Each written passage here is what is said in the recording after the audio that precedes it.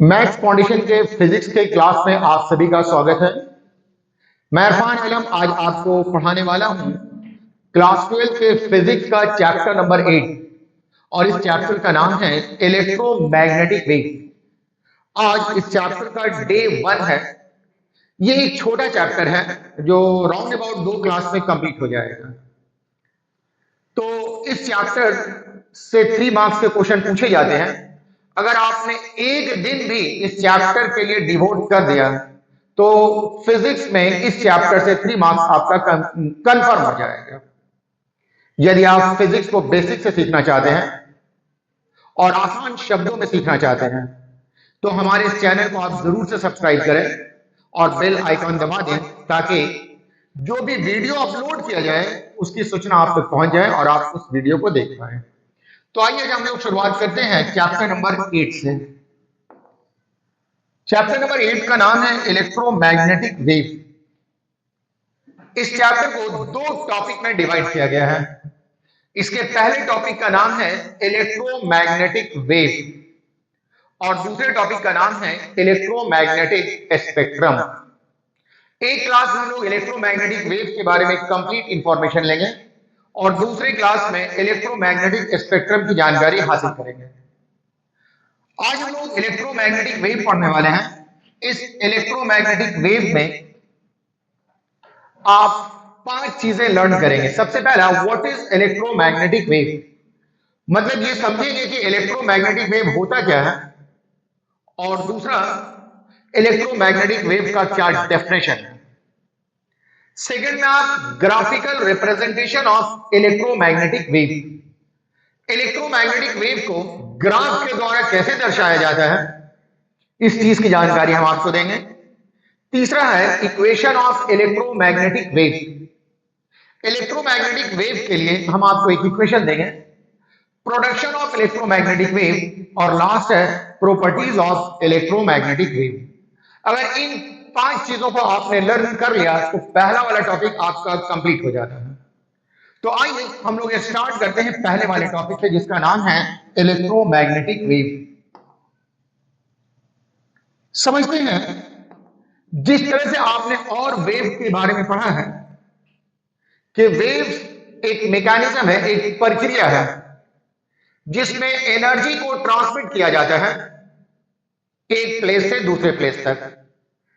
Wave is a process in which energy is transmitted from one place to another due to periodic vibration of particle of medium.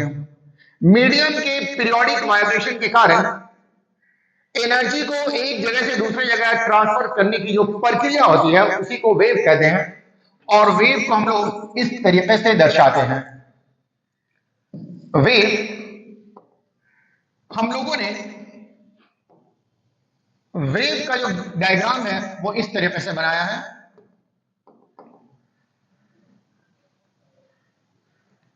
अगर आप stretch spring को एक तरफ से खींच देंगे तो ये इस तरह का शेप बनाएगा और इसी तरह से एनर्जी यहां से यहां ट्रांसफर होगी, तो इस प्रोसेस को कहा जाता है वेव। अब आप देखेंगे कि ये वेव इसमें इस तरीके से पार्टिकल वाइब्रेट कर रही है, मतलब ये पार्टिकल के वाइब्रेशन के पोजीशन को दिखाया गया है। अगर आप साइन का ग्राफ बनाएंगे तो साइन जो फंक्शन उसका ग्राफ इसी तरह का आएगा। मान लीजिए y is equal to sine X ले लेते हैं और साइन एक्स का ग्राफ बनाते हैं तो वो ग्राफ इसी शेप का आएगा। कोई फिजिकल क्वांटिटी जो इस तरीके से वेरी करती हो ऐसे वेरिएशन को कहा जाता है साइनोसॉइडल वेरिएशन। साइनोसॉइडल वेरिएशन, कोई भी चीज जो इस तरीके से वेरी करती है तो ये साइनोसॉइडल वेरिएशन के नाम से जाना जाता है। जब एनर्जी वेव के फॉर्म में एक जगह से दूसरी जगह ट्रेवल करती है तो मीडियम का पार्टिकल वाइब्रेट करता है और ये वाइब्रेशन पीरियोडिक वाइब्रेशन होता है। वेव में एनर्जी एक जगह से दूसरी जगह ट्रांसमिट होता है और इसमें पार्टिकल वाइब्रेट करता है। किसी टाइम टी पर मेन पोजीशन के रेस्पेक्ट में पार्टिकल को दर्शाने के लिए जो कर्व हम लोग ड्रॉ करते हैं यही curve graphical representation of wave कहलाता है। तो इलेक्ट्रोमैग्नेटिक वेव भी इसी तरह का एक वेव है, लेकिन इलेक्ट्रोमैग्नेटिक वेव में पार्टिकल वाइब्रेट नहीं करता, बल्कि दो तरह के वेक्टर्स वाइब्रेट करते हैं। एक का नाम है इलेक्ट्रिक फील्ड वेक्टर और दूसरे का नाम है magnetic field vector. Electromagnetic wave में दो तरह के वेक्टर पाए जाएंगे। एक वेक्टर का नाम है इलेक्ट्रिक फील्ड वेक्टर और दूसरे वेक्टर का नाम है मैग्नेटिक फील्ड वेक्टर। आइए ये इलेक्ट्रिक फील्ड वेक्टर और मैग्नेटिक फील्ड वेक्टर के बारे में जानते हैं।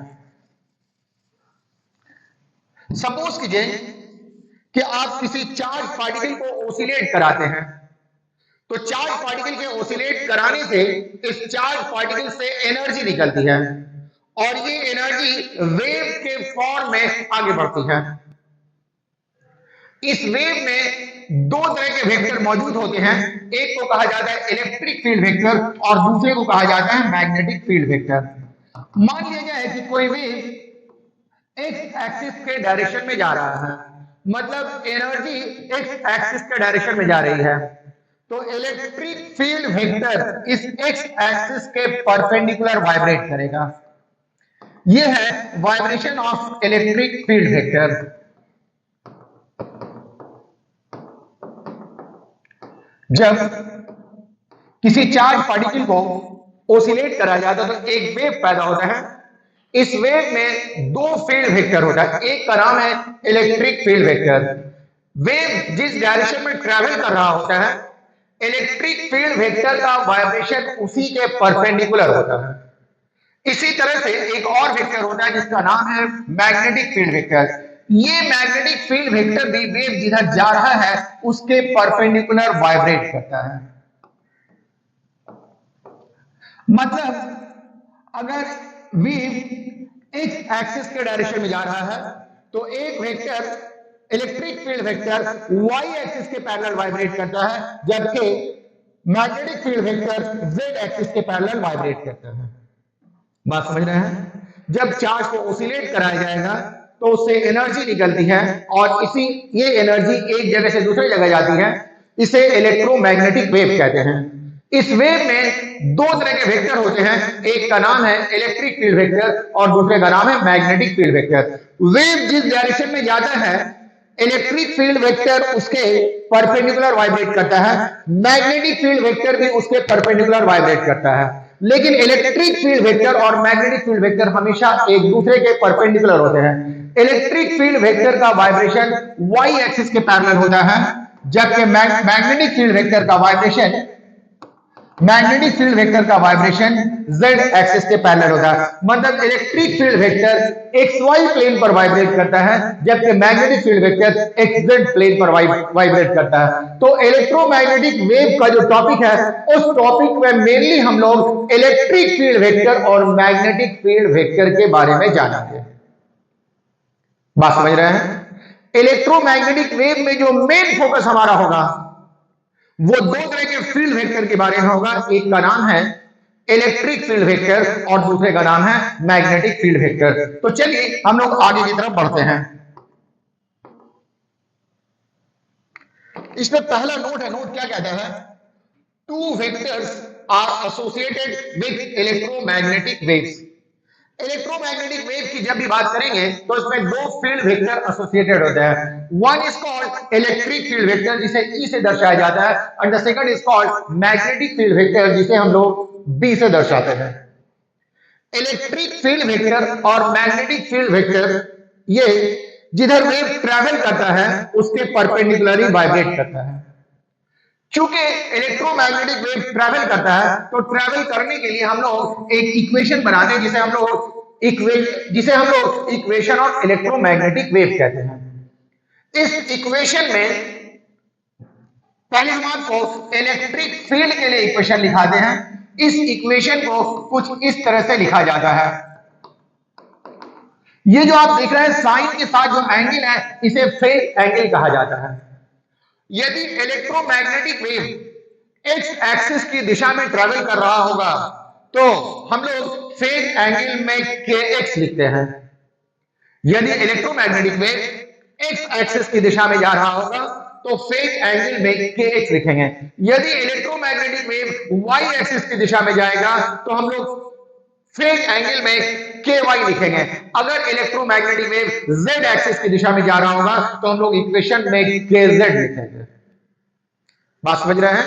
ये वाला वेव x एक्सिस के डायरेक्शन में जा रहा है, इसलिए मैंने kx लिखा।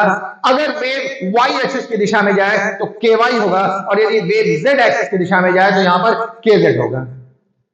kx के बाद माइनस साइन भी हो सकता है, प्लस साइन भी। अगर वेव x एक्सिस के पॉजिटिव x एक्सिस के डायरेक्शन में जा रहा हो तो kx माइनस ओमेगा टी हो जाएगा, और अगर निगेटिव x एक्सिस में जा रहा हो तो kx प्लस ओमेगा टी हो जाएगा। फिर से बोलना है, अगर इलेक्ट्रोमैग्नेटिक वेव x एक्सिस के डायरेक्शन में ट्रेवल कर रहा होगा तो इसके इक्वेशन के साथ जो फेज एंगल होगा वो kx माइनस ओमेगा टी होगा, और अगर निगेटिव y एक्सिस की तरफ ट्रेवल कर रहा होगा तो kx प्लस ओमेगा टी होगा। तो यहां मैंने लिखा है electromagnetic wave travelling along positive x axis, इसे kx माइनस ओमेगा टी लिखेंगे। इसी तरह से electromagnetic wave travelling along negative x axis, इसे आपको kx प्लस ओमेगा टी लिखा जाएगा। लेकिन अगर इलेक्ट्रोमैग्नेटिक वेव y एक्सिस के डायरेक्शन में जा रहा हो, electromagnetic wave travelling along positive y axis, तो ky माइनस ओमेगा टी हो जाएगा, और electromagnetic wave travelling along negative y axis, तो ये ky प्लस ओमेगा टी हो जाएगा। अब सवाल ये पैदा होता है कि अगर इलेक्ट्रोमैग्नेटिक वेव z एक्सिस के डायरेक्शन में जा रहा होगा तब ये फेज एंगल क्या होगा? पॉजिटिव z एक्सिस के लिए क्या फेज एंगल होगा और नेगेटिव z एक्सिस के लिए क्या फेज एंगल होगा, ये आपको बताना है। इसका आंसर आप कमेंट बॉक्स में देंगे। फिर से बोल रहे हैं, अगर कोई electromagnetic wave positive x axis की तरफ जा रहा हो तो फेज एंगल के लिए क्या एक्सप्रेशन होगा, और अगर नेगेटिव z एक्सिस की तरफ जा रहा हो तो फेज एंगल के लिए क्या एक्सप्रेशन होगा, ये बताना है। पॉजिटिव z एक्सिस के लिए फेज एंगल क्या होगा और नेगेटिव z एक्सिस के लिए फेज एंगल क्या होगा, इस बात को आपको कमेंट बॉक्स में लिख देना है। तो आपने देख लिया कि फेज एंगल अगर electromagnetic wave positive x axis की तरफ जा रहा होगा तो kx माइनस ओमेगा टी, और नेगेटिव x एक्सिस की तरफ जा रहा होगा तो kx प्लस ओमेगा टी। ये कुछ बेसिक्स बातें हैं, हम लोग पहले से समझ लें तो हम लोगों को बात समझने में ज्यादा आसान होगा। दूसरा लिखा है, electromagnetic wave are traveling along its axis. The vibration of electric field vector and magnetic field vector will be perpendicular to each other. यहां पर देन होगा,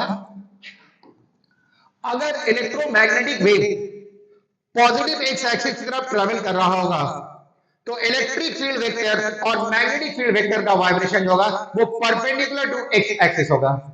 उसके बाद if electromagnetic waves are travelling along x axis, then the vibration of electric field vector will be parallel to y axis, and whereas vibration of magnetic field vector will be parallel to z axis.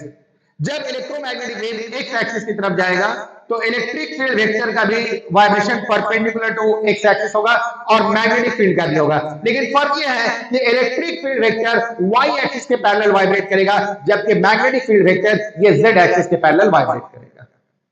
ठीक है। उसके बाद vibration of electric field vector and magnetic field vector are always perpendicular to each other. किसी भी electromagnetic wave में electric field vector का और magnetic field vector का जो डायरेक्ट वाइब्रेशन होता है वो हमेशा एक दूसरे के परपेंडिकुलर होता है। आइए आगे कुछ और बात समझते हैं। एक बार हम लोग फिर से इलेक्ट्रोमैग्नेटिक वेव का पहले ग्राफ बनाते हैं। सपोज कीजिए कि एक इलेक्ट्रोमैग्नेटिक वेव प्रोड्यूस किया गया है। इस इलेक्ट्रोमैग्नेटिक वेव में दो तरह के वेक्टर हो गए, एक का नाम है इलेक्ट्रिक फील्ड वेक्टर और दूसरे का नाम है मैग्नेटिक फील्ड वेक्टर। ये हम आपको इस तरह से दर्शा रहे हैं, ये इलेक्ट्रिक फील्ड वेक्टर का ग्राफिकल रिप्रेजेंटेशन है। इसमें electric field vector y axis के पैरेलल वाइब्रेट करता है। अब आप देखेंगे इलेक्ट्रिक फील्ड वेक्टर का वेरिएशन दिखाया गया है वेव के फॉर्म में।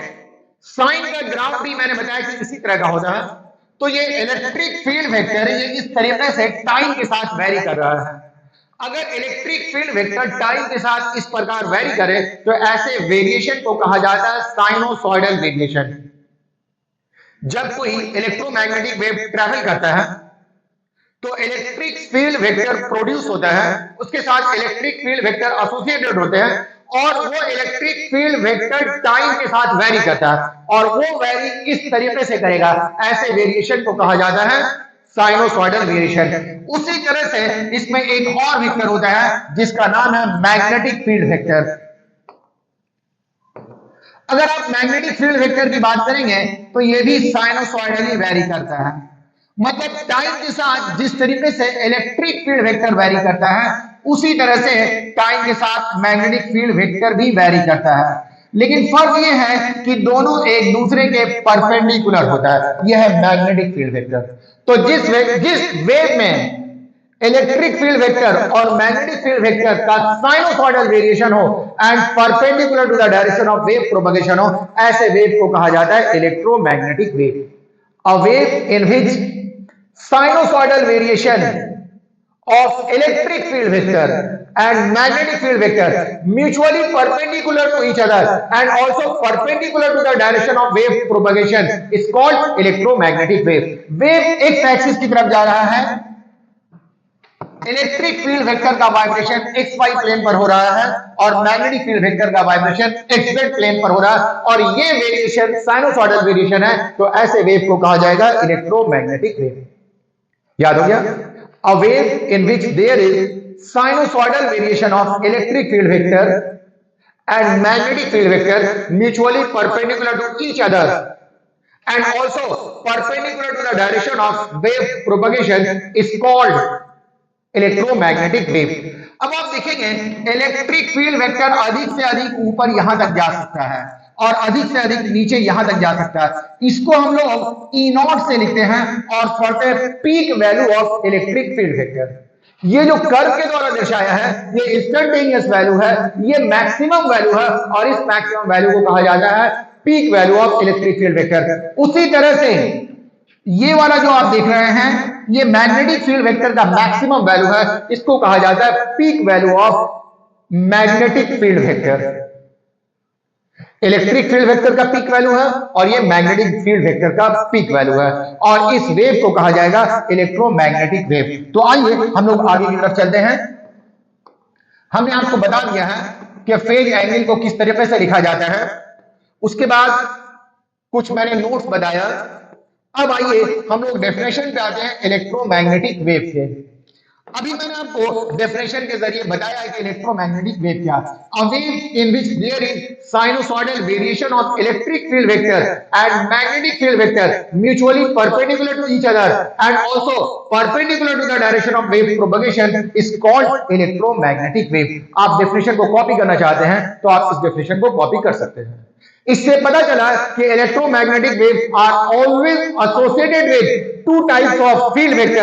One is called electric field vector and the another one is called magnetic field vector. Electromagnetic wave का एग्जांपल है एक्सरे। एक्सरे इलेक्ट्रोमैग्नेटिक वेव है। गामा रेज ये इलेक्ट्रोमैग्नेटिक वेव है। रेडियो वेव ये इलेक्ट्रोमैग्नेटिक वेव है। Microwave ये electromagnetic wave है। Light wave electromagnetic wave है। ये सब एग्जांपल है इलेक्ट्रोमैग्नेटिक वेव के। A wave in which there is sinusoidal variation of electric field vector and magnetic field vector mutually perpendicular to each other and also perpendicular to the direction of wave propagation is called electromagnetic wave. तो electromagnetic wave में mainly आप दो field vector के बारे में पढ़ेंगे, एक का नाम है इलेक्ट्रोमैग्नेटिक वेव और एक का नाम है इलेक्ट्रिक फील्ड वेक्टर और दूसरे का नाम है मैग्नेटिक फील्ड वेक्टर। तो आपने देख लिया इलेक्ट्रोमैग्नेटिक वेव का क्या डेफिनेशन होता है। इससे पहले मैंने आपको ग्राफ बना करके बता दिया था कि इलेक्ट्रोमैग्नेटिक वेव का ग्राफ कैसे होता है, लेकिन एक बार फिर हम आपको ग्राफ दिखा रहे हैं। ये आप देखेंगे graphical representation of electromagnetic wave है। ये जो आपको रेड कलर से दिखाया गया है ये sinusoidal variation of electric field vector दिखाया गया है और ये जो आप पर्पल कलर से दिखाया गया, ये sinusoidal variation of magnetic field vector है। इस डायग्राम में आप देख रहे हैं कि इलेक्ट्रिक फील्ड वेक्टर का वाइब्रेशन XY प्लेन पर हो रहा है और मैग्नेटिक फील्ड वेक्टर का वाइब्रेशन XZ प्लेन पर हो रहा है। तो ये ग्राफ है इलेक्ट्रोमैग्नेटिक वेव का। यहां पर आप देखेंगे, ये जो मैंने बताया आपको, ये instantaneous value of electric field vector है। जैसे इस टाइम में आप लेंगे तो इलेक्ट्रिक फील्ड वेक्टर का ये वैल्यू मिलेगा, इस टाइम में लेंगे तो इलेक्ट्रिक फील्ड वेक्टर का ये वैल्यू मिलेगा, यहां पर लेंगे तो इलेक्ट्रिक फील्ड वेक्टर का ये वैल्यू मिलेगा। मतलब इलेक्ट्रिक फील्ड वेक्टर का वैल्यू टाइम के साथ लगातार चेंज कर रहा है और ये जो चेंज है वो साइनोसॉइडल है। तो ये इलेक्ट्रिक फील्ड वेक्टर है। दूसरा है ये magnetic field vector. Magnetic field vector भी लगातार चेंज कर रहा है, अलग अलग समय में मैग्नेटिक फील्ड वेक्टर का वैल्यू अलग अलग है। तो ये साइनोसॉइडली वेरी कर रहा है। आप देखेंगे ये वाला जो वैल्यू है वो इलेक्ट्रिक फील्ड वेक्टर का मैक्सिमम वैल्यू है। ये जो वैल्यू है वो इलेक्ट्रिक फील्ड वेक्टर का मैक्सिमम वैल्यू है, इसे E नॉट से लिखा जाता है। और ये वाला जो वैल्यू है ये मैग्नेटिक फील्ड वेक्टर का मैक्सिमम वैल्यू है, इसे B नॉट से लिखा जाता है। इसे peak value of electric field vector कहते हैं, इसे peak value of magnetic field vector कहते हैं। तो आप इस तरह से देखेंगे E and B instantaneous value of electric field vector and magnetic field vector. E naught and B naught peak value of electric field vector and magnetic field vector. K को कहा जाता है वेव प्रोपगेशन वेक्टर। ये K बताता है कि wave किस direction में जा रहा है। अभी मैंने आपको बताया कि अगर K के साथ X होगा मतलब wave is travelling along X axis, K के साथ Y होगा wave is travelling along Y axis, K के साथ यदि Z होगा तो wave is travelling along Z axis. अगर kx के बाद माइनस साइन आ जाए मतलब wave is travelling along positive x axis, अगर इसके साथ प्लस साइन आ जाए मतलब wave is travelling along negative x axis. उसी तरह से ky नेगेटिव आ जाए मतलब wave is travelling along positive y axis और ky प्लस आ जाए तो wave is travelling along negative y axis. तो ये इलेक्ट्रोमैग्नेटिक वेव का ग्राफिकल रिप्रेजेंटेशन है। ग्राफ के द्वारा मैंने दिखा दिया और पहले भी मैंने ग्राफ बनाया था। तो आप दो चीज सीख चुके अभी तक। पहला ये कि इलेक्ट्रोमैग्नेटिक वेव होता क्या है, दूसरा आपने ये सीखा कि इलेक्ट्रोमैग्नेटिक वेव का क्या ग्राफिकल रिप्रेजेंटेशन होता है। आइए हम लोग तीसरे बात की ओर चलते हैं। Equation of electromagnetic wave. आपने देखा कि इलेक्ट्रोमैग्नेटिक वेव में दो तरह के वेक्टर मौजूद होते हैं, एक इलेक्ट्रिक फील्ड वेक्टर होता है और दूसरा मैग्नेटिक फील्ड वेक्टर होता है और ये लगातार वेव आगे की तरफ जा रहा होता है। तो electric field vector and magnetic field vector के इक्वेशन को ही कहा जाता है equation of electromagnetic wave. The equation of electric field vector and magnetic field vector of an electromagnetic wave is called equation of electromagnetic wave. तो जब भी electromagnetic wave का equation लिखेंगे तो इसमें दो वेक्टर्स के बारे में होगा, एक इलेक्ट्रिक फील्ड वेक्टर और एक magnetic field vector. E naught sine kx minus omega T ये इलेक्ट्रिक फील्ड वेक्टर है, bz ये b naught sine kx minus omega T ये मैग्नेटिक फील्ड वेक्टर है। kx लिखा हुआ है, इसका मतलब हुआ kx लिखा हुआ है, इसका मतलब हुआ कि wave is travelling along x axis. kx minus है मतलब wave is travelling along positive x axis. तो ये electromagnetic wave positive x axis की तरफ वाइब्रेट ट्रैवल कर रहा है। यहां पर Ey लिखा हुआ है, इसका मतलब ये हुआ कि vibration of electric field vector is parallel to y axis. यहां पर Bz लिखा हुआ है मतलब vibration of magnetic field vector is parallel to z axis. तो इस इक्वेशन, इन दो इक्वेशन को कहा जाता है equation of electromagnetic wave. Ey and Bz instantaneous value of electric field vector and magnetic field vector. किधर वाइब्रेट कर रहा है E और किधर वाइब्रेट कर रहा है B, ये इसके सबस्क्रिप्ट से जान सकते हैं। E not and B not इसको कहा जाता है peak value of electric field vector और इसको कहा जाता है peak value of magnetic field vector. K ये कहलाता है वेव प्रोपगेशन वेक्टर, ये वेव के डायरेक्शन को दर्शाता है कि वेव किधर जा रहा है। ओमेगा ये angular frequency of electromagnetic wave है। अगर आप ध्यान दें तो जो angular frequency electric field vector का है वही angular frequency magnetic field vector का है। मतलब किसी भी इलेक्ट्रोमैग्नेटिक वेव में angular frequency of electric field vector and angular frequency of magnetic field vector दोनों सेम होता है। तो आइए आगे चलते हैं। तो यहां पर लिखा हुआ है omega angular frequency of electromagnetic wave. अब यहां पर आपको दिखाया गया है कि इलेक्ट्रिक फील्ड वेक्टर हो चाहे मैग्नेटिक फील्ड वेक्टर हो, दोनों की एंगुलर फ्रीक्वेंसी सेम होती है। अगला हेडिंग है production of electromagnetic wave. Electromagnetic wave को प्रोड्यूस करने का अपने पास तीन तरीका है। एक तरीका है oscillating charge.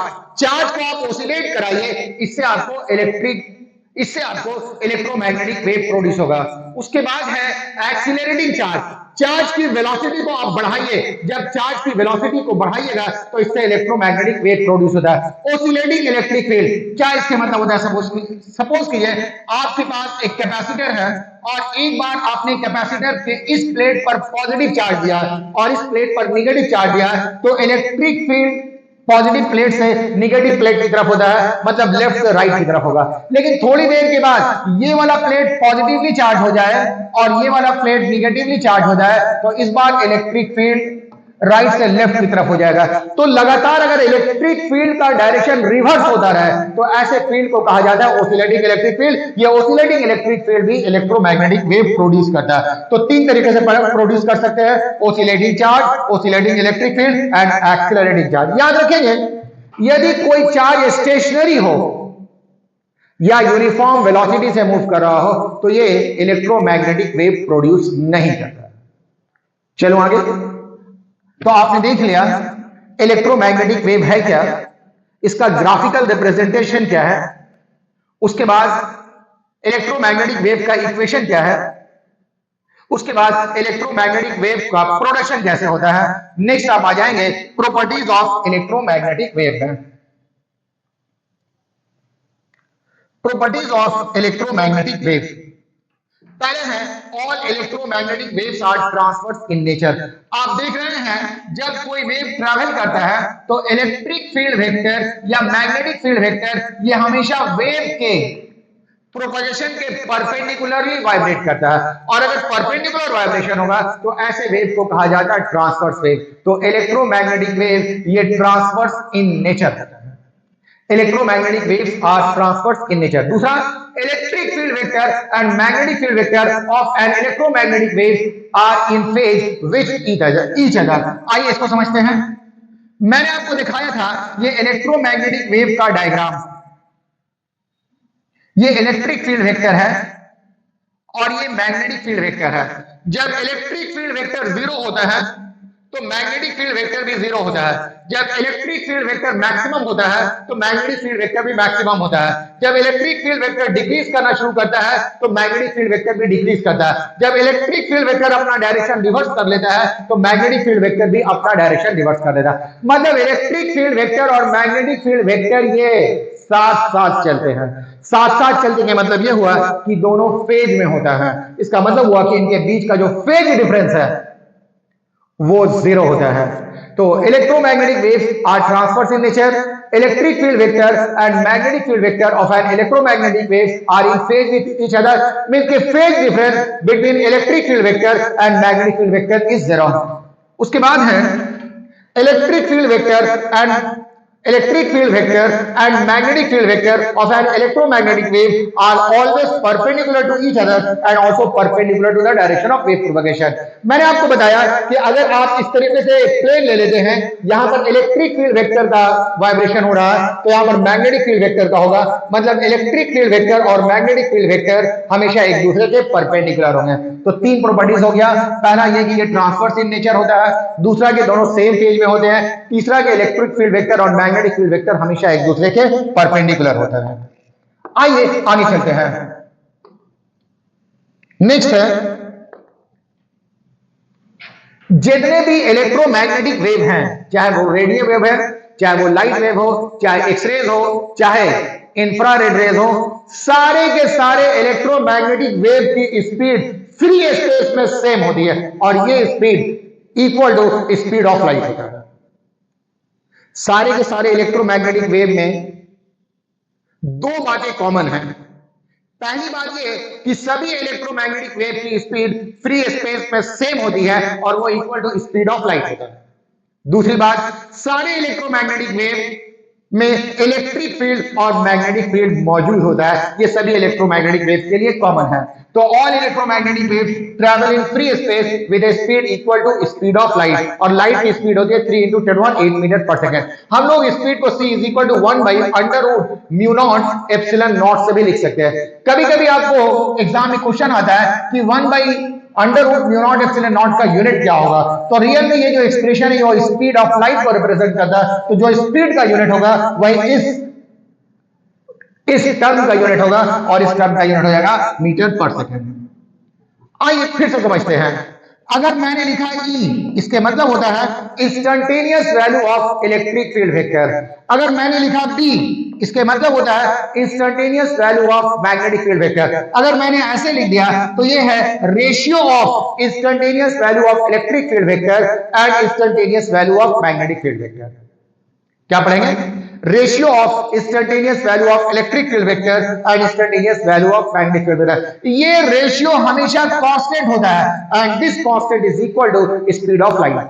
The ratio of instantaneous value of electric field vector and magnetic field vector of an electromagnetic wave is always constant, and this constant is equal to speed of light. यही लिखा है the ratio of electric field vector and magnetic field vector, the ratio of amplitude लिखेंगे तो ज्यादा अच्छा होगा, the ratio of amplitude of electric field vector and magnetic field vector of an electromagnetic wave at any instant is constant, and this constant is equal to speed of light. मतलब इतना होता है E by V। आप लिख सकते हैं E0 by P0। ये E by V बराबर होता है E0 by B0 के, और ये बराबर हो जाएगा C के। ये एक इंपॉर्टेंट एक्सप्रेशन है जो कभी कभी न्यूमेरिकल सॉल्व करने में यूज होता है। ठीक है, तो इस तरह से प्रॉपर्टीज नंबर 5 है। आइए हम लोग चलते हैं प्रॉपर्टीज नंबर 6 में। प्रॉपर्टीज नंबर 6 क्या है, इसको देखते हैं। सपोज कीजिए कि यह आपके पास कोई ऑब्जेक्ट रखा हुआ है। जब कोई object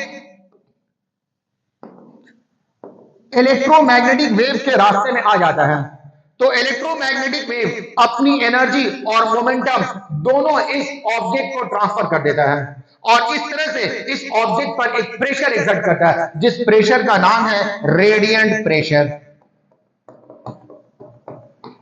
radiant pressure. N electromagnetic wave can transfer their energy word छूट गया है, can transfer their energy as well as their momentum to the object kept in its path, and hence can exert a pressure called radiant pressure। ये radiant pressure के नाम से जाना जाता है। आइए प्रॉपर्टीज नंबर 7 में चलते हैं। प्रॉपर्टीज नंबर 7 क्या, इसको जानिए। सपोज कीजिए कि आपके पास ये कोई प्लेट है और इस प्लेट पर इलेक्ट्रोमैग्नेटिक वेव लगातार फॉल कर रहा है। जब इलेक्ट्रोमैग्नेटिक वेव फॉल कर रहा है इसका मतलब यह हुआ कि एनर्जी फॉल करे। मान लिया जाए कि du ये अमाउंट ऑफ एनर्जी है जो इस सरफेस पे फॉल की है in small time dt। du small amount of energy ये फॉल किया है इन स्मॉल टाइम dt पर। मान लिया जाए कि इस प्लेट का एरिया है E, तो du by dt इसको कहा जाता है amount of energy falling per unit time.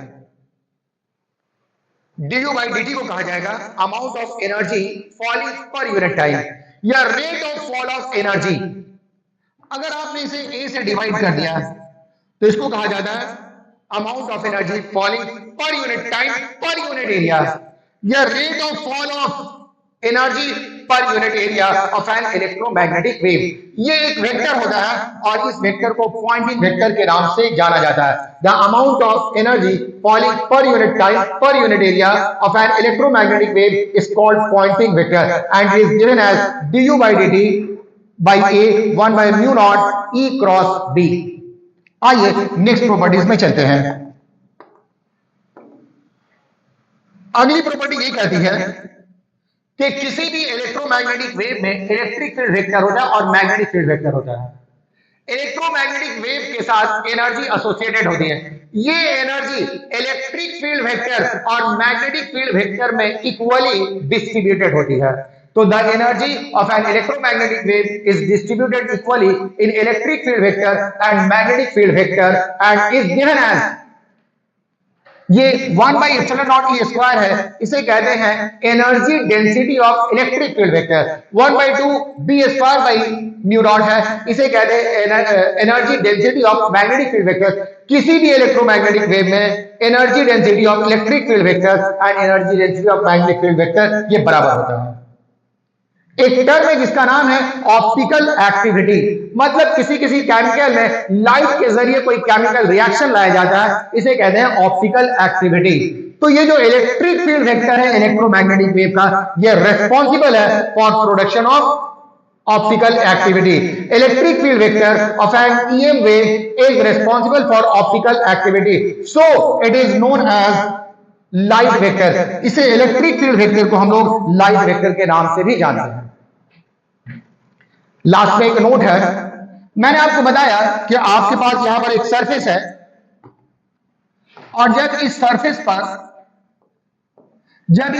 पर आप इलेक्ट्रोमैग्नेटिक वेव फॉल कराते हैं तो ये इलेक्ट्रोमैग्नेटिक वेव अपनी एनर्जी और अपना मोमेंटम दोनों को इस पर ट्रांसफर कर देता है और इस तरह से एक प्रेशर एक्सर्ट करता है जिसका नाम है रेडिएंट प्रेशर। हर इलेक्ट्रोमैग्नेटिक वेव की एनर्जी अलग अलग होती है, हर इलेक्ट्रोमैग्नेटिक वेव की एनर्जी अलग अलग होती है। इसका मतलब ये हुआ कि हर इलेक्ट्रोमैग्नेटिक वेव अलग अलग रेडिएंट प्रेशर अप्लाई करता है to the object kept in their path. तो जब कोई इलेक्ट्रोमैग्नेटिक वेव किसी ऑब्जेक्ट से इंटरैक्ट करता है तो अलग अलग इलेक्ट्रोमैग्नेटिक वेव अलग अलग रेडिएंट प्रेशर अप्लाई करता है। इसी को मैंने नोट में लिखा है, an electromagnetic wave transfer their energy as well as momentum to the object kept in its path and hence exert pressure called radiant pressure.